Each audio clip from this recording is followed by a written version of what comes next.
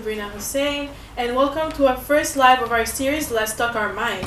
Today we're going to discuss on the 2020 new norms with all that happened with this pandemic and everything else that happened this year. In direct from the Institute of African Advancement, we have our four panelists today, and let's start from my right here. Right. My name is Demsokito Michael. I'm a South Sudanese, born in South Sudan and raised in Kenya, Kakuma refugee camp. Came to Canada 2 years ago to a scholarship, which is a World University Service of Canada. And at engineering school at Dalhousie University, third year. Okay. My name is Frank. I'm a dancer and I go to NSCC right now, and I've been 4 years in Canada, and I'm originally from the Congo. My name is Harmony Adesola. I am a musical artist, musician, and a professional filmmaker. And originally I was born in Nigeria, but I've been in Canada for like 4 or 5 years. And I'm happy to be here. Okay, and we have a fourth panelist, and he will be joining us soon. So I guess for now we're going to move on into the questions.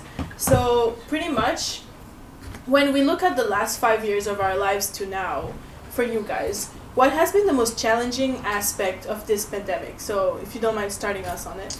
I'll say the most challenging part of this pandemic is economic recession, where it has changed the business model, the operation of businesses.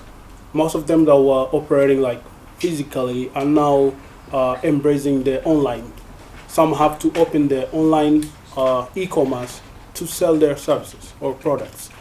And also, I would say for the education part, it also affects on how we go to school every day. Right now, everything is e-learning as well. So we learn on online, and we have to go on synchronous or asynchronous classes. So which has really affected so many people, especially people who are used to having people around them to study or probably ask questions from the professors. Now it's messed up. And again, life is not the same anymore. We can't have parties, we can't move around because we're obviously in lockdown, which wasn't before. And I'll say it just changed a lot. Yeah, for sure. Frank? Well, personally, I think the most hard aspect at this moment, from the past years until now, this year's hardest part was to staying away from community.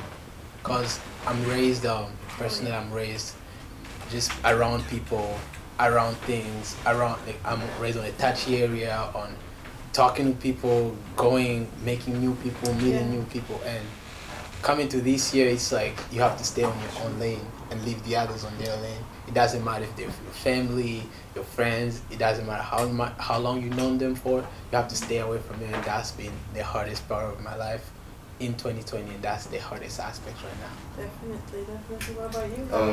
When you're so used to doing something and suddenly it just stops, the most difficult part is adjusting. Your whole life you've been in a schedule of, waking up, doing your thing, going to meet people, going to events, and then all of a sudden you don't even see it coming.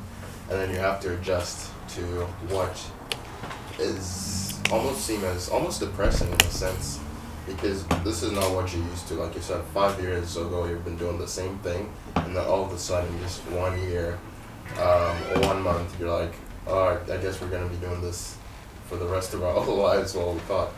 But it's adjusting to the new norms is very, very tricky and challenging, I would say. For sure. And since our friend here, Okito, touched a bit on the virtual plus online world, what are your thoughts on our new normal in the virtual/online world? I'll say it's a little bit challenging. In that aspect, I would say it's also expensive.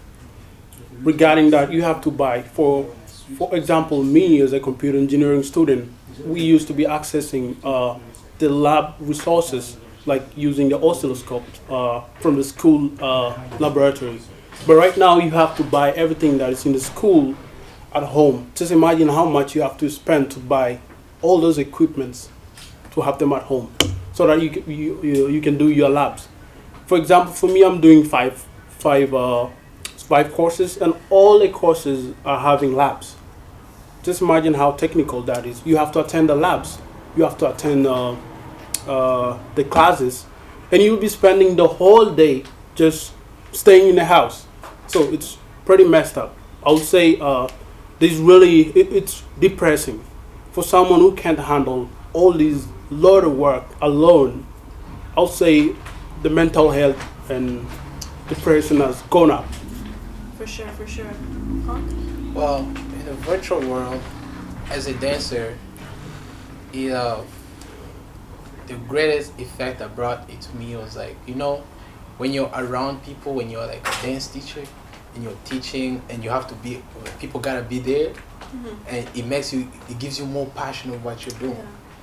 But you come to realize that in 2020, you cannot do it with people. Then you have to do it when they could be like away from you, or they have just to watch. It's like you're a celebrity, but you can't really feel what you feel. You don't have the same feeling like if they were there physically, and also it's not everybody that's good at technology. And 2020, the greatest thing is that everyone has to get used to technology. It's that either you want it or you don't want it, you have to learn it. And that's the hardest part, is that I know a lot of people that don't like technology, like there's other people that they're raised with pen and paper, but they're forced to use computer in 2020 because it's the virtual world and you have to do it. That's the hardest part, I think. Okay, thank you. Yeah, in the virtual world, it's there's also a lot of good things that has come from it. We shouldn't just Tell talk us. bad about technology and stuff. That being said, technology in the virtual world as we are in right now is more efficient. It's a lot faster.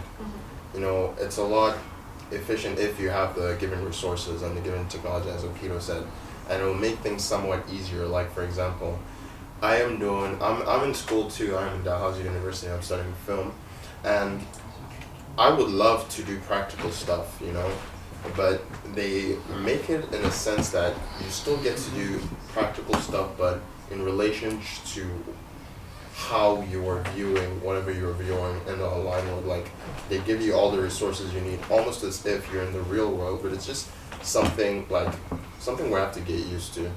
And the fact that it's more efficient and it saves a lot of time is money, in a sense that we're making money as we're trying to be more efficient and effective. Like, it's a clever world we live in, and we just gotta adjust. That's basically it. Definitely. A bit just again on the virtual and online. So how prepared were you and your families when things switched around to being stuck at home and in front of screens this year, especially as Africans? So maybe you could start us on it. Yeah, I wasn't really prepared at all. I was really mad. I remember when the first wave hit, I was still in Antigua with my family. No, I was actually here, but then they shut down everything, emergency mode. We all had to go home. Everybody was panicking. And then I was stuck in Antigua, and Antigua is a really small town. There's nothing to do. And then when COVID hit, there's literally nothing to do. So I was just in my room, just watching literally the whole Netflix. Every show you name it, ask me, I will tell you all about it. And it was really sad. I was really sad, man. I was really, really sad. It really affected, I didn't even want to, because I'm the type of person that loves to be creative. So I blame my sadness for not wanting to be creative, which that's a mistake. But yeah, I wasn't prepared. It caught me by surprise. Oh wow. Frank? Well, like he said, he was really mad. I was pissed. I was definitely pissed because the first wave caught me when I was traveling to Quebec, and it was in March when they shut everything down. And I was coming from school. I said, well, my family's in Quebec. I'll go visit them for 2 weeks and come back. But as soon as I got there, I heard borders were closed, and I was like, man, how am I gonna deal with this? Because at that point, I was already I knew I have performances coming in April, I have dance lessons coming in June, but then all of a sudden I took 3 clothes with me because it's my family. I'm just going and coming back, and I'm like, okay, I'm going there. Then when I get there, I'll come back. That's all. I'll take 3 clothes, and that was pissed me off more even, because I only took 3 clothes with me, knowing I'm coming back, and all of a sudden got shut down, and I was stuck up there for like 6 months before I came back in Halifax, and Wow. that was just, I was not prepared about it at all. Oh dear. Yeah, just like they said, I was also taken aback, but I'm a kind of an introvert. I'm used to doing stuff on my own way. And when the lockdown stuff came, I was preparing for 4 finals and they had to be pushed. So I would say I was a little bit happy because I had more time to study for the exams. And also, yeah, for the technological part, I thought that was the only friend of me when I came here in Canada. Because when I came, I was like, I don't know nobody. The only friend or the only thing that I can access is the virtual world through Facebook, Instagram, Netflix, watch a couple YouTube videos for, I don't know, tutorials or something like that. So when all this came up, I was prepared for the finals and just relax. And I've taken that advantage to cope up with the second wave and all the other waves that came up with it. And in that way, I've taught myself so many stuff than I've ever taught myself in my whole lifetime. Like learning Premiere Pro, filmmaking, and all that. I can say my skills are really up right now through being alone and learning everything. So I've taken that to my advantage instead of like have to rely and say that, oh, it's messed up, it's quarantine. It's gonna be that way, but you won't be sitting and doing nothing. Regardless, whether you sit down, do nothing, or do something, it's gonna be the same. Yeah. So it's up to you to take it to your advantage. So I thought that way and just whatever. It is what it is. Oh yeah. It is what it is. Yeah. Definitely, you took that one to your advantage. But how do you think your families coped with this whole situation, especially if we think of also back home, you know? Yeah, I'll say it'll be hard for them, but it's not as much as affected as here because when the lockdown thing came here, like in Canada, there was no lockdown back in Kenya, so they were free. Even right now, there's no lockdown, and the thing is that they are not exposed to the outside world. It's like a refugee camp, and the temperatures there is 42 degrees like the whole year, and people are refugees. Imagine you have to live all your life depending on food aid from the UNHCR, and you have to every month you have to go and make a line just to get that little food that will stay for a whole month. If they have to shut that down, just imagine how that would be crazy. It will be really tough. So I would say it wasn't a problem to them, but for me, I would say I'm the only person here because I didn't come here with my family. I came alone to a scholarship and have to cope up with whatever situation that I'm put in. Because if I don't cope up or I don't perform well in school, then I'll lose my scholarship. That's very understandable, for sure. And for you, who has family in Quebec, how did they manage? Well, I would say, Quebec is like the biggest, one of the biggest cities in Canada, and like it had the most cases out of Canada, like Ontario, Vancouver, even British Columbia, and everywhere. Like Quebec has like the most cases, and what I would say that affected the family is that the fear was a title I can put out there, because when they're out there and I'm here, and they're just like, are you okay? Is it bad as it's here? Or me too, I'd be wondering if they're good, because in Quebec, I heard sometimes it's just anytime on a snap of a finger, someone has COVID. Every time, it's not like, it doesn't go down, it's still going up even until now. Yes, vaccines are out, but Quebec is still bad, so like fear is the one that affected really my family. That's crazy. How about you, Harmony? My father doesn't really care. Like, I mean, he doesn't panic. He's just like, oh, COVID is out. He just watches the news. That's all he does. And he just does his thing. But he's like obviously taking precautions. But he's the type of person that does not really get affected by anything. You know, Yeah. you know how black Nigerians that are. They're nothing scares them. My mom, on the other hand, my mom was like, okay, this is like, don't play games. Like I remember, like anytime we left the house. Literally, anytime we left the house, my mom would force us to come back and like shower. When we went shopping, come back, you shower, hot water, and we like put some like steaming thing so that we can clear our system. And so my mom was like really, really like I wouldn't say scared, but she was not taking any chances. Yeah, for sure. And then later on, it kind of died down. She kind of just stopped worrying as much, and yeah, so it didn't really affect my parents, but it kind of did. Yeah. Yeah, I get you.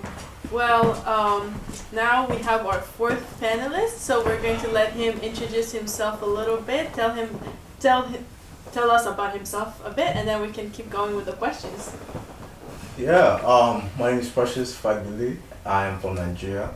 I am in my third year in therapeutic recreation, and yeah, I'm an artist, so actually more specifically a musician. So I'm happy to be here. You know, I see my guys here, so I'm just happy to just like talk about how COVID has affected us as Africans. So.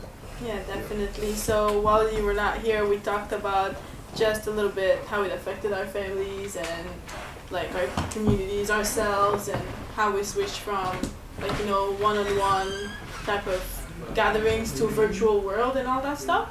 But now we're going to enter the aspect of community mostly. So my next question is, to your opinion, how has this year impacted the African community? So if we don't mind starting. I'll say it has impacted community events. Mm-hmm. Come to Syria because we can have more, events anymore, like sometimes back. So that will really one enhance any communication between people in a community. So I would say, yeah, that's the most definite. Yeah, for sure. Frank? Oh well, the community really it has impacted the community in a way that you have to learn new norms. Yeah, like everyone has to learn something new. Like it's mandatory. Like you have to do it. It's not like you're a certain person you can't do it or you have a limit. So like you have to do it. Like the community, they will say like social distancing, wearing masks. Like if you wanna go somewhere, you have to wash your hands or like use hand sanitizer. All that like new norms you have to learn, and that's what affected the community really. For sure, Harmony. I'm involved in different communities. I'm in the filmmaking community, I'm in the musician community, and I'm also in the like African, Black Lives Matter community type thing. And the most, how I can say that it's really affected the communities is like, there's not a lot of, as Akito said, not a lot of like events and stuff that's happening.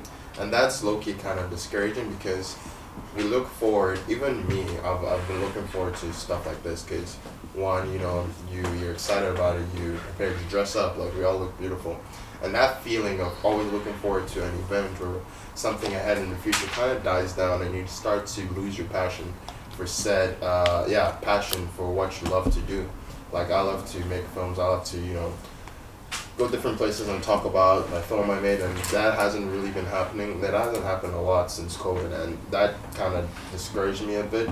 But I know the fact that it discouraged me, and that gave me a reason to not let that happen again and to start writing new short films, start working on new music videos, and start keeping my head up so that I can't blame me not working hard due to COVID. So yeah. Sure. What about you, Precious?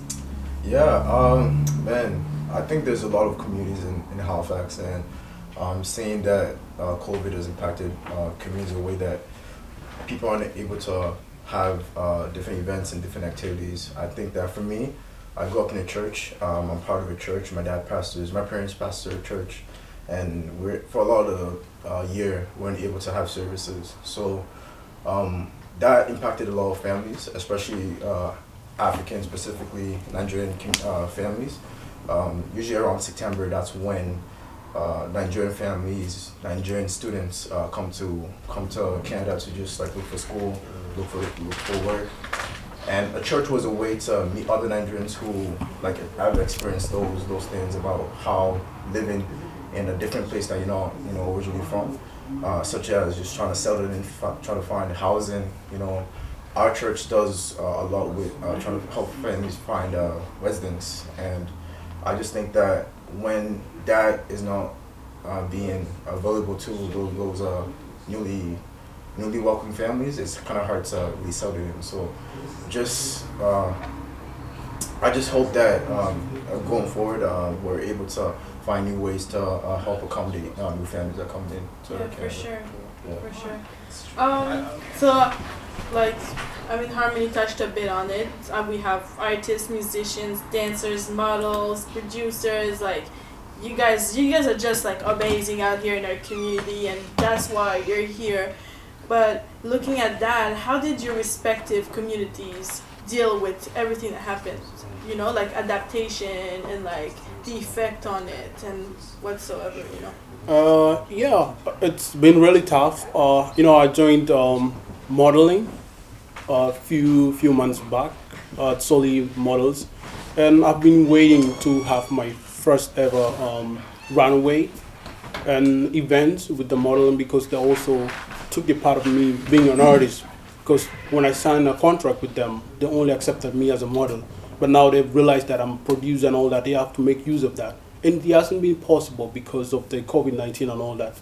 So many events are reduced to like small or whatever. And there's so many competitive talents in Halifax. It won't be possible to accommodate everyone. Like I'm an artist, Adesola is an artist, or probably him is also a musician. It won't be possible for only one event to find all these artists. So it's kind of messed up. So I would say it is messed up the film community in a way that it won't be possible to do the meeting up, setting up, the shooting and all that. It's hard. Even for my shooting, when I was shooting my music video, it took me 4 months to have all the clips. But I'm pretty sure that if COVID-19 wasn't there, I would have had everything planned and executed within a short time, or probably within a week. But it wasn't possible. It took time. Now people will be asking me, bro, where's your video? When are you dropping it? And I'll be like, I'll drop it next week. I'll drop it next week. And also with the exams, it's really hard. You know, when you are taking so many classes, you have to stay in class. So some of the classes are synchronous. So that means if you miss the context or maybe the content of the class, you won't be able to get it again. So you have to really wake up, attend the classes, stay in the class from morning to evening. And that means you'll be shutting everything off, pretty much. It will be really hard. So I would say from all aspects of talent, either film or anything, it's not possible. Yeah, it's really hard. Frank?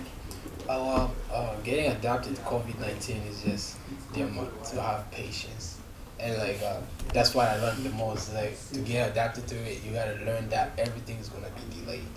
Either you're shopping, either you want an event, either you want anything as an artist musician, you just know that everything's gonna be delayed, and so you have to have patience. You have to build it in yourself. You have to have the passion, because without the passion, you won't keep going. Because once it's delayed, if you're just a rushy person in everything, that's just not gonna work for you. And that's how I got adapted to it. When you could send like an email to a university, just know they have a lot of them, and just be patient, and it's gonna get there. So patience is how I went through it, and I got adapted to it. Oh, that's nice. Harmony. Sorry, I forget the question. That's okay, but it was just like with different like all the talents you're putting out here in our communities and whatever. So you guys belong to a respective community, you know. Especially like for example, your producer, you know, artist. Like, how did you guys adapt to it? How did you guys manage, you know, coping pretty much?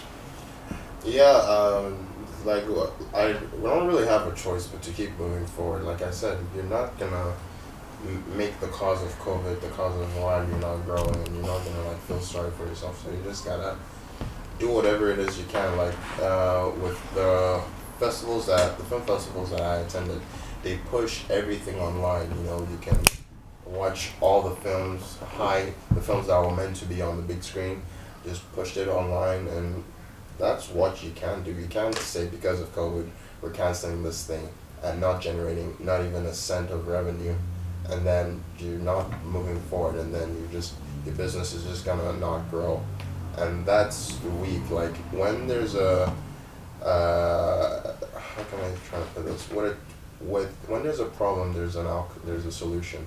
Whatever problem it is, there's always a solution. So the problem is COVID, the solution is online. Everything online, class online, films online, and just gonna have to do it. Even performances too.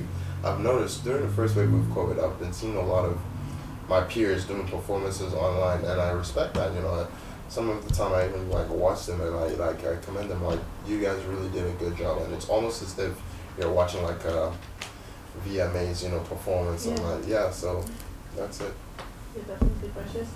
Yeah, I would say this year is a big word that I use a lot was being resourceful with whatever is available to you, and what I mean by that being resourceful is just being able to have conversations with people who know what's going on, and for me that was just like talking to people who could help my situation and also help people who are in the same situation as me. So for me as a musician, there wasn't a lot of gigs available. There wasn't a lot of events that were being held. So what I did was social media is a big platform that we use to get involved and see what's going on. So what I did was just try to follow and look at different profiles where they showcase music, and what I did was just try to talk to them and see what's available and see how they're adapting to COVID, and just reaching out to these profiles in social media and seeing what's going on in how they've adapted to COVID. So yeah, definitely just using social media as a way to see what you can do to better yourself. Yeah, definitely. Yeah. And probably to add on that, I would say that people are not prepared to adapt to the COVID-19. People are probably saying that sometimes we'll be having back like what we used to have some years back. So I would say people are kind of taken aback and try to realize what works best to their advantage. Like right now, if I will ask you probably, Adisola, have you ever performed in any events or anything like that? You won't be able to tell me exactly, right? Because you're trying to figure out to perform or perform. Probably for him, he's trying to figure it out. Mm-hmm. And I would say people are just trying. It's not that they are already adapted to the system. They are just trying to find new ways to work it out, basically. Yeah, for sure. Okay, so with everything that happened, like, we definitely saw how it affected, whether it be positive or negative way. How did you guys feel about the government helping us as a community, as a city, whether it be the provincial government or the federal government? How did you guys feel about it? Precious, if you don't mind starting us. I can go first. I look at it in perspective. I think compared to other provinces, we did really well. I'm just relative. I think that Nova Scotia did a good job of trying to contain the virus and taking the right precautions to make sure that we're taking the right measures to contain the virus. But I think a big thing that they did was investing in education in Nova Scotia. I know that Nova Scotia invested about 21 million to the educational system for students to be able to afford laptops and computers, and I think that the end of the semester around July around July for high school students, elementary students, all that, people weren't able to have access to laptops and computers, especially people who were coming from a different country and they were really coming here. They didn't have the opportunity to complete the homework and all that. So I think that Nova Scotia invested in the educational system for people to be able to provide use laptops and complete homework. They did a good job. So yeah. I would say the time our Prime Minister gave all students money like for free for like basically students. That was one of the moments that I got motivation again to like do what I love doing.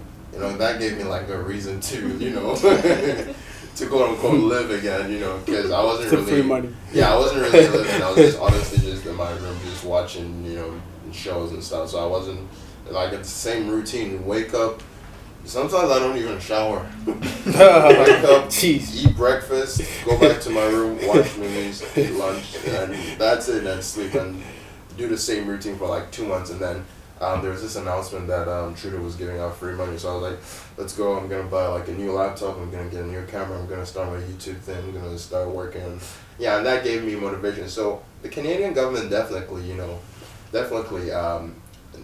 knew that like this will obviously affect people like me, and they try to like give us something to motivate us again to be productive, and so that productivity will start running, and so that like sales and how the economy work will start booming again. So yeah, the Canadian government definitely knew what they were doing when it comes to that.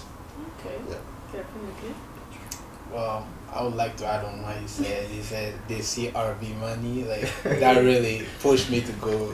Like that gave me great energy. It was like an energy drink. I just took it. Right away. Yeah, because I really thank our leaders in Canada because they made the right decision, especially Nova Scotia. The leaders, I like how they're strict about their laws. How like they're taking action before something goes into water, right? So like before everything blows up, they have to take action before it, and they tell everybody gotta quarantine. They just make new rules that just helps everyone in the community. And yeah, the CRB money too. Like that's my favorite part because that money, I'm telling you, the money you don't work for, who doesn't want that? It's like the free things. It's like you're getting back your taxes. Exactly. Like even when you get like free food, it tastes sweeter than the one you work back for. Yeah, no, I swear, I promise you. It's like the government at that point, I felt like they were just giving us action into faith, because even the Bible says faith without action is dead. Yeah. Because you look at that point, they're just like, you know what, you go do better, but here's something that'll help you do better. For sure. Yes. Yeah, I'll also say that the government has done pretty well apart from the financial base. I will also say from mass communication, they have disseminated so much information within a short time to let people know that there's really this condition. They keep updating people of the conditions of both the provincial and the federal. Yeah, and that's pretty good. So it'll keep people on track on how the country is faring up. And also, I would say the government is also doing well on the traveling. They restrict. Nobody can just travel anywhere from like US and just come here, spread COVID-19. So they were really strict, and they were really have to tell people to pay for it if you just like come without having to follow the COVID-19 strict rules. So they really, and that's really good to prevent and contain the virus. And I would also say it also helped like the co-op students, mostly the electrical students. From my own view, it has helped so many students to get co-op jobs, because the government kind of is talking with these companies like to be lenient to students compared to some years back, because they were expecting really some good GPA, probably 3.7, because it's a competitive program. But right now they're picking people with 3, 4, and it's because of the government. Yeah, there was also free money. Yeah. So, and that's from my scholarship. So the scholarship really did well to like, yeah. And the money is for the buying the resources. Like you really have to buy the printer, because most of the time you have to print like 20 pages of a lab that you have to read through before doing a lab. It's pretty challenging. If you had to do it all the way, it's gonna be crazy. Yeah, for sure. And that's the government. So the government has really done a lot. Has done a great job there. Right. Without forgetting, we'll thank our first responders, healthcare workers, the public health of Nova Scotia. They've done a great job containing this. So woot woot, Yeah. Moving on. Okay, as we know, like move on from the provincial and federal government and whatnot. We know that we have like non-profit organizations and like local churches and whatnot. Do you know of any of them that have done stuff to help out, whether it be preventing or awareness or helping out people? Like, I'll say no, really. I haven't been so much to outside apart from the government and just studies. So, but we also having there was also some help from the community, because there's a community that we have, the South Sudanese and Sudanese group. But the same assistance come from the government. So the government is basically giving the communities the money to give to the students who need help, like giving out the the gift card. Yeah. We received like $100 gift card from for Sobeys, and yeah, Oh, that's and that nice. really helped us. And some food items also, we received them like the oil and some rice and some vegetables, all from the government. I guess so. So through the community, the government is helping uh, the people. So they're like saying, "Oh, this is South Sudanese community. Here we're giving you 100,000. Oh, So, okay. so you need to help these students, blah blah, and all that." So that's how I can say it has helped a lot, and also spreading the information. For sure. Thank you. I feel like the government's helping churches too, and I like how churches are putting on a big churches are putting on a good investment, and they're like giving charity to like homeless people. Like you see, some homeless people don't even have masks on, and they want to go in the store and they want to buy something little, but they get rejected because they don't have masks. But they're like, well, no one gave me a mask. What they tell them to go buy what money they're gonna use. They don't have like most of them don't even have pillows. So like I like how the churches when they get the money from the government, they also invest it into other people. So it's not like a selfish one. So they just like share it together. Yeah, that's really nice. Yeah,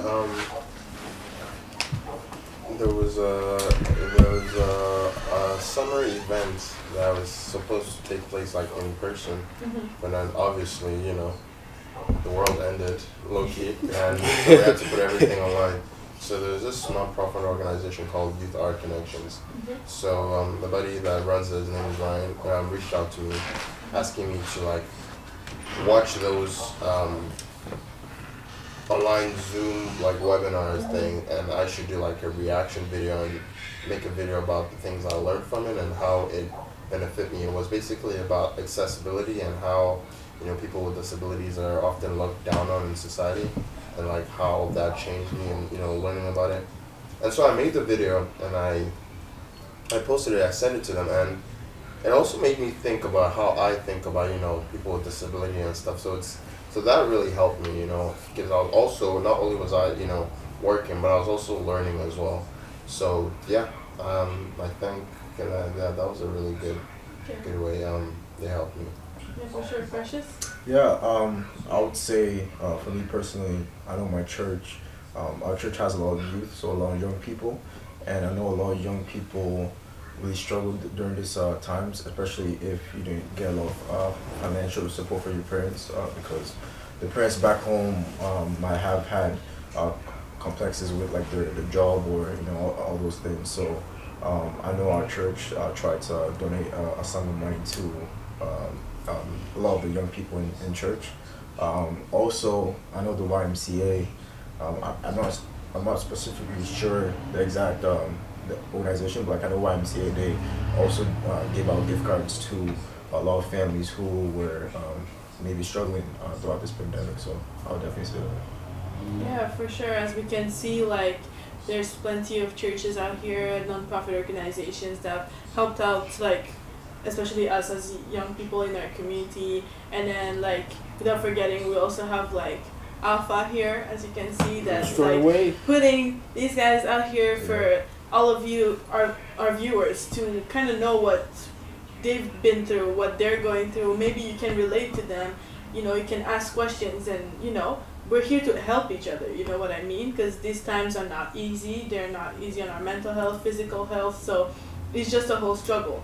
So with these people, communities helping each other, that's the one way we can move forward. To Truly, definitely. yeah. That's right. Okay, moving on. This one is a bit of a touchy subject, but it's something that always comes back. So with how this year went, like whether it be with the COVID, like there was a big rise in the Black Lives Matter movement and everything else. Like, how do you think our mental health was affected, and how do you think you adapted to it? So, whoever wants to start with this. Yeah, I think I can start. Yeah. So there's a lot of movements this year that really that taking action. There was a lot of action. Like there was already the movements were already there, but there was more action this year, especially with Black Lives Matter. There was NSARS too, back in October. That was really apparent in the whole diaspora and in the Nigeria. But I think the NSARS movement really touched me, just because I haven't been back home for a long time, and just seeing my family, people who look like me, people who identify themselves as Nigerian, it really impacted me. It made me reflect a bit and look back and see like, yo, what's up with my country, and what I did to really combat that is really educate myself. Like, I felt like I wasn't really educated in all the issues that was going on in Nigeria, and I took it upon myself like, yo, how can you see your people suffering? You don't even know why this is happening. You don't know, the situation that's going on. So, I had to really do a self-reflection and make sure that I knew a lot about my country, and that kind of helped me a little bit mentally, just because I knew what's going on, and also listen to music, listen to my people's music. That really gave me empowerment. So I'll definitely say that about mental health. So. Yeah, mental health never really hit me as much as it did like this year. Like I said, when the start of Corona happened, I was just not really feeling like how I normally feel. I wasn't feeling myself. I'm a very energetic, happy person, and I wasn't the happiest, but like I could be happier, so I wasn't really doing much. And but then the time passed, and I just forced myself to make a video, forced myself to do stuff that would make me happy. And not only that, a friend of mine deals with social anxiety, so she was stuck in that house for a long time, and when COVID ended, she had to, step in the world and stuff, so it really affected her, because imagine just being in a place for a long time, not basically seeing anybody, and then all of a sudden restrictions are out, all those works you've done to diminish the anxiety, it's just like done for nothing. So we take into consideration all that, and I've definitely learned more about this mental health issue. I've learned more how to cope with it and deal with anxiety and all that stuff. So yeah, it's forever a learning experience and a learning curve. So Yeah, for sure. Frank? Well, I like what you said, like it's a learning experience. It's about learning new things, and either in a loss or a win, you have to get adapted to it. And it's just like 2020 is like, as we're talking about the CRV money, when that one comes, that was like, that got us, because when COVID comes, it got us from 100 to 0. And then when that money came, it got us from 0 to 100. And then when the Black Lives Matter came, our mental health just went super low, because when you see what the Caucasian folks did to a black person, and you're just like, what if that happened to me or someone that I know or my family member or something? It just gives you a lot of questions, and that question brings confusion, and that confusion just drives you down.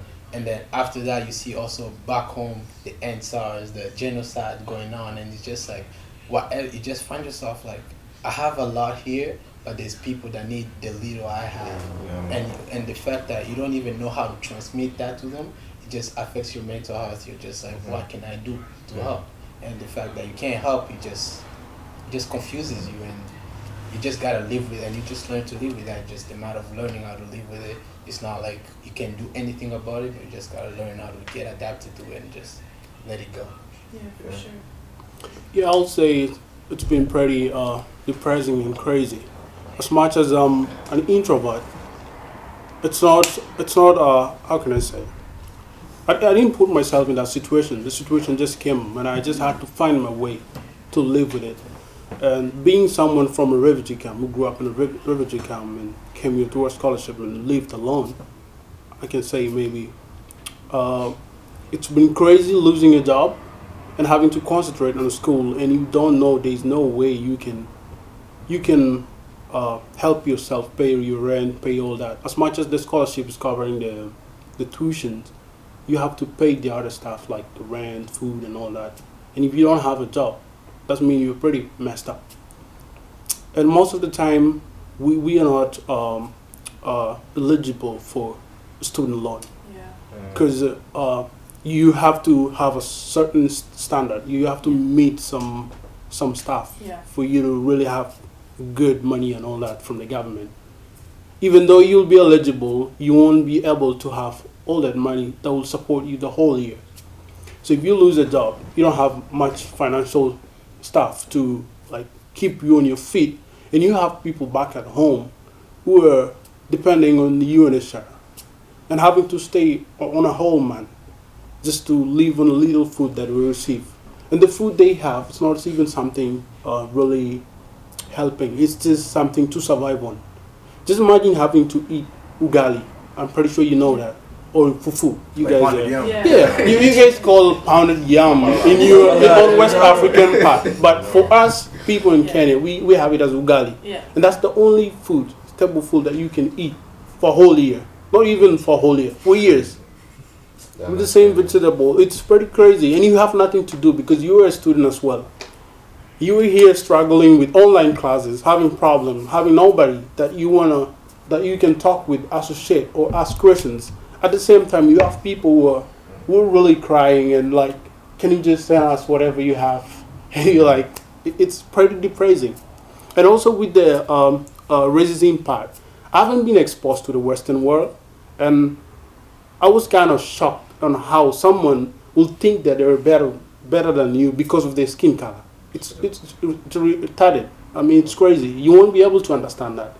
Just because your skin is lighter, you have to move all the way to Africa, colonize people who are just free on their land, do whatever, kill them, rip their identity, their esteem, their culture, their language, their everything.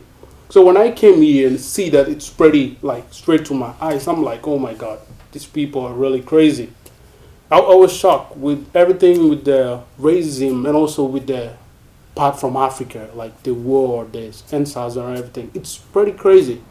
Being someone who grew up away from homeland. Just imagine you were born today and your family had to flee probably next year and grow up in a refugee camp where you live all your life. It's like, it's something I've been used to. I just question, why do we have to do this to ourselves all the time? We have people hating us and we're now busy killing each other, fighting for freedom. I mean, it's pretty ironical. We're supposed to be having that freedom and feel free. I mean, help each other. But now the government is taking advantage of the people, and people have to fight back. And it's a war. Just because people are fighting for their freedom, it's now a whole war. Just what happened in Nigeria. Government is shooting people, and I saw that videos, and I was like, oh my God.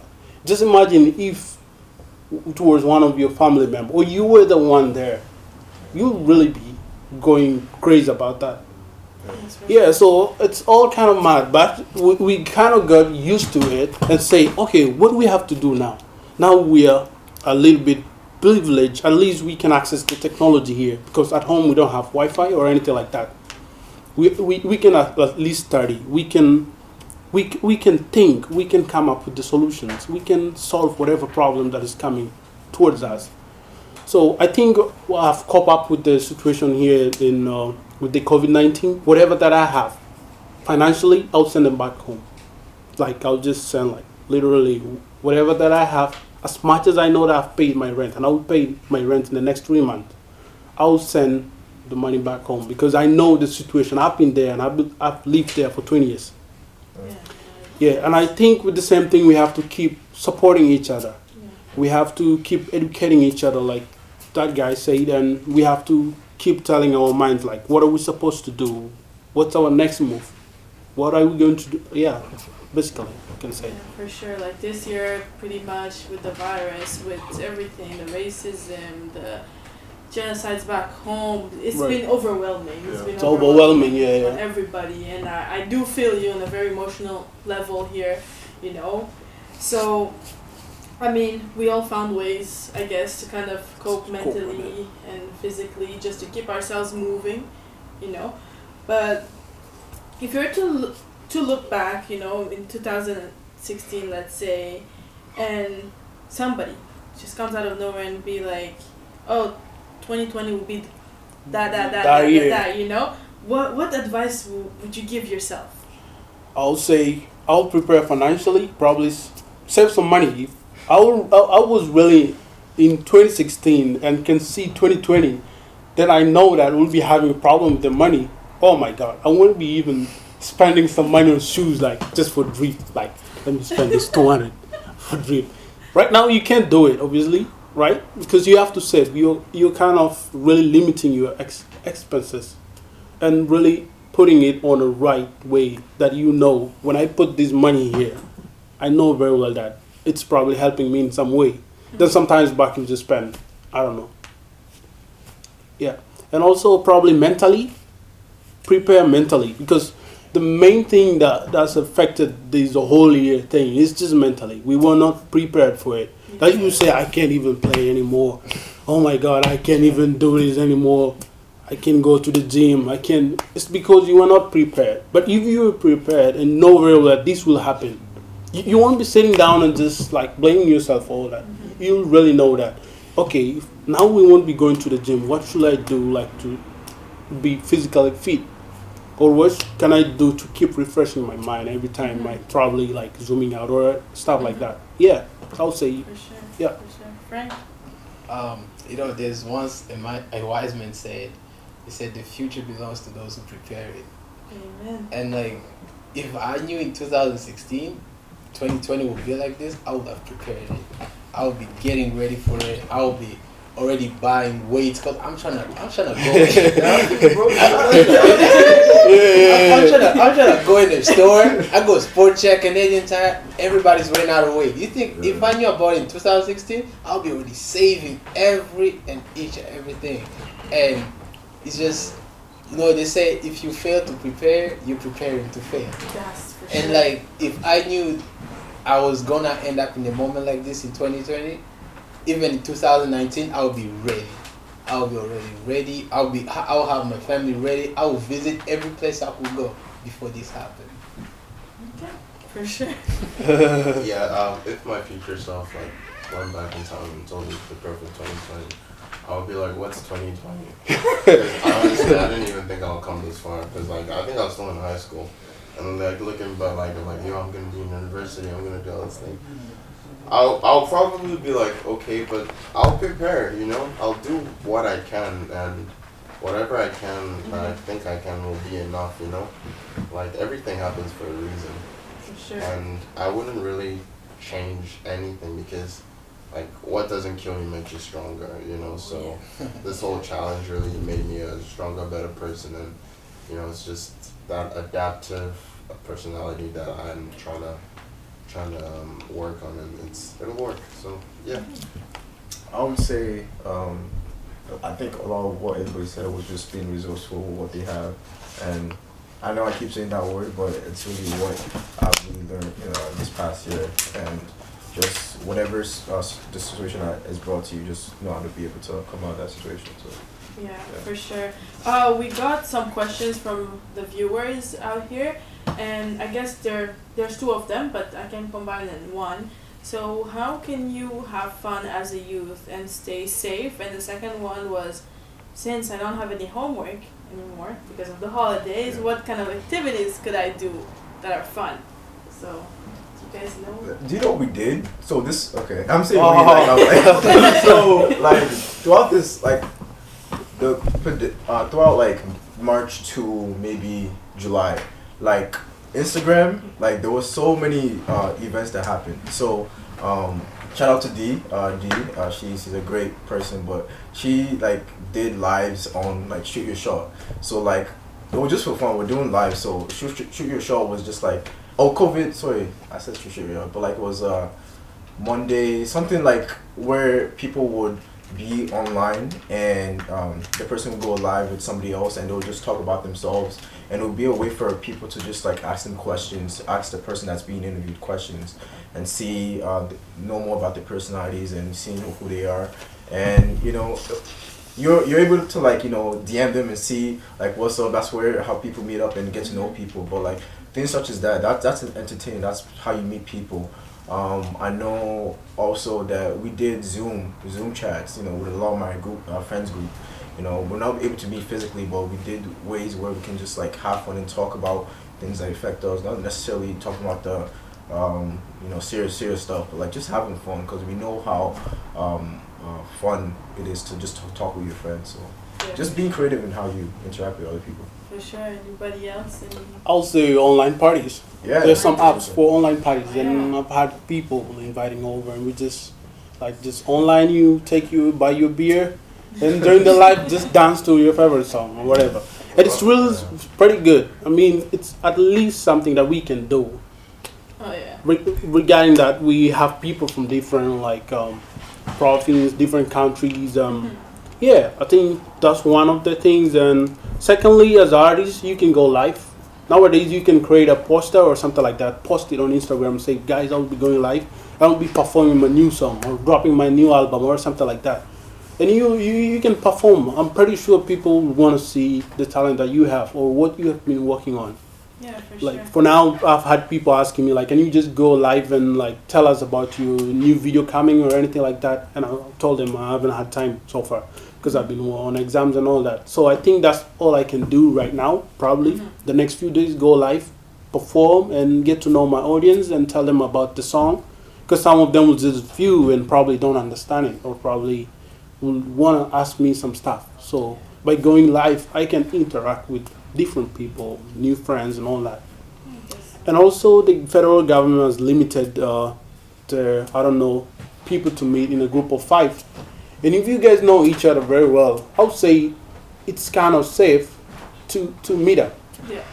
Although socially distance and all that, you guys can meet in a room, have fun, have it's Christmas time. Just in 1 week, I mean probably around 6 days from now. Yeah. So you guys can meet up, talk, and refresh on how everything has been going so far. Yeah, for sure. Now that we heard that, so for those who have the questions, just try and do everything you used to do like in person, kind of online. There's applications for that. Like there's social media out there. I think that's the best we can do as of right now. And keep in touch with your family and close friends. Yeah. Last but not least, how can we as youth work together to move on into this new normal? I guess. I would say people should collaborate. Like artists, I would say the best they can do for themselves right now is come together as a community, because right now we don't have events, we don't have ways on how they can meet or probably perform, get to know each other. So the least they can do is, if I know how many Adesola is an artist and I haven't met him before, but at least I know him on Instagram, I can DM him, bro, I like your songs and all that. And the video you did, blah, blah, it's pretty good. Can we work on something? And yeah, we can work on that straight away. And probably in summer or something like that, shoot a video or plan, have a collabo, so many stuff to do. Yeah, and also with as a filmmaker, I actually invited some friends to shoot with me. And I'm pretty sure if some guys I've seen the video on my Instagram. I did the shooting with few friends, or some with Harmony Adesola, and also some friends, which I invited and obviously they did, and it's pretty good. Yeah, for sure. So you can meet and I go mean, on like, with that. here, I'm so sorry, but we're running out of time. We have like I had my last answer too. I had my last answer. So I How mean, about like one word? one word. One Real word? quick. Well, I would say like That's 3 already. Yeah? Okay. No, okay. No, I was about to say. Okay, so I'll say for youth, if you wanna have a good time, you have to live life the way it is and not the way it's supposed to be. Okay. Inspire people. Resourceful, that's my word. Resourceful. Okay, thank you everybody for watching. Follow us on Instagram and Facebook. Like, comment, share, and have a great day. Thank you. So, what's better? Exactly.